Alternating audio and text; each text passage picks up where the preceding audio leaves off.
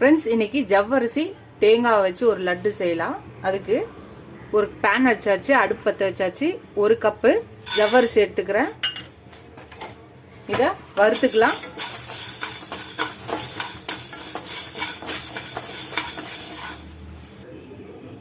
நல்லா வறுபட்டுச்சு பாருங்க, லைட்டாக கலர் சேஞ்ச் ஆயிடுச்சு. இப்போ இதை எடுத்து ஒரு மிக்சி ஜாரில் மாற்றிக்கலாம். ஜவ்வரிசி ஆறணுன்னு அரைச்சிடலாம். இப்போ திருப்பி பேன் வச்சுக்கலாம். இதில் 1 கப்பு தேங்காய் துருவல், இல்லைன்னா டெசிகேட்டட் கோகனட் எது வேணாலும் போட்டுக்கலாம். நான் இப்போ டெசிகேட்டட் கோகனட் போட்டிருக்கேன். உங்ககிட்ட தேங்காய் இருந்தாலும் இந்த மாதிரி துருவிட்டு இதை வறுத்துக்கலாம். இதையும் லைட்டாக வறுத்துக்கலாம். தேங்காய் துருவலும் நல்லா வறுபட்டுச்சு. இப்போ இதையும் எடுத்துடலாம்.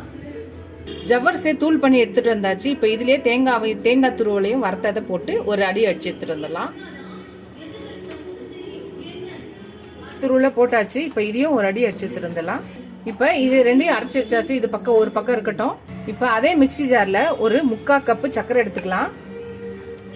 2 ஏலக்காய், இது ரெண்டையும் தூள் பண்ணி எடுத்து வந்துடலாம். தூள் பண்ணி எடுத்துட்டு வந்தாச்சு. இதுவும் ஒரு பக்கம் ஓரமா இருக்கட்டும். மறுபடியும் ஒரு பேன் வச்சுக்கலாம். இதுல ஒரு 1/4 கப்பு நெய் போட்டுக்கலாம். 1/4 கப்பு நெய் போட்டாச்சு. நீங்க எந்த கப்ல எடுக்கிறீங்களோ அந்த கப்ல 1/4 கப்பு நெய், கொஞ்சம் முந்திரி, அப்புறம் பம்கின் சீட்ஸ், பூசணிக்காய் விதை, இது ரெண்டையும் நல்லா நெய்யில் வறுத்துக்கலாம். நெய்யில் நல்லா இந்த முந்திரியும் இந்த பம்கின் சீட் பூசணிக்காய் விதையும் நல்லா வறுபட்டுச்சு. இப்போ நம்ம பொடி பண்ணி வச்சிருக்க ஜவ்வரிசி தூளையும் தேங்காய் துருவல் ரெண்டையும் பொடி பண்ணி வச்சிருக்க தூளை போட்டுக்கலாம்.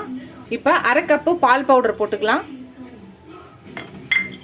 இப்போ பொடி பண்ணியிருக்க சர்க்கரையும் போட்டுடலாம். இப்போ எல்லாத்தையும் நல்லா மிக்ஸ் பண்ணிக்கலாம்.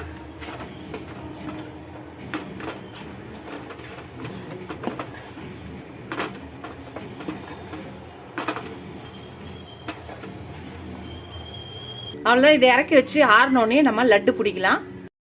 ஃப்ரெண்ட்ஸ், நம்மளோட ஜவ்வரிசி லட்டு ரெடி ஆயிடுச்சு பாருங்க. நீங்களும் இந்த ரெசிபி ட்ரை பண்ணி பாருங்க. டிஃப்ரெண்ட்டான இந்த மாதிரி லட்டு ரெசிபியை ட்ரை பண்ணி பாருங்க. ட்ரை பண்ணி பார்த்துட்டு எப்படி இருக்குன்னு சொல்லுங்க. ஃபர்ஸ்ட் டைம் என் சேனலை பார்க்குறவங்க சப்ஸ்கிரைப் பண்ணிட்டு பாருங்க. ஃபுல் வீடியோ பாருங்க. உங்க ஃப்ரெண்ட்ஸ்க்கு அந்த சேனலை ஷேர் பண்ணி சப்ஸ்கிரைப் பண்ண சொல்லுங்க. Keep supporting my channel, keep வாட்சிங் மை ஃபுல் வீடியோஸ். நீங்கள் எவ்வளோ சப்ஸ்கிரைப் பண்ணி லைக் பண்ணி கமெண்ட் பண்ணீங்களோ அவ்வளோ என்கரேஜிங்காக இருக்கும், சப்போர்ட்டிங்காக இருக்கும். புது ரெசிபிஸ் போட ஹெல்ப்ஃபுல்லாக இருக்கும். வீடியோஸை ஸ்கிப் பண்ணாமல் பாருங்கள் ஃப்ரெண்ட்ஸ். ஃபுல்லாக பாருங்கள். ஷார்ட் வீடியோ, ஃபுல் வீடியோ ரெண்டையும் பார்த்து எனக்கு என் சேனலுக்கு சப்போர்ட் பண்ணிங்கன்னு நினைக்கிறேன். இதோட அடுத்த வீடியோவில் அடுத்த ரெசிபியில் பார்க்கலாம். டாடா, பை பை ஃப்ரெண்ட்ஸ்.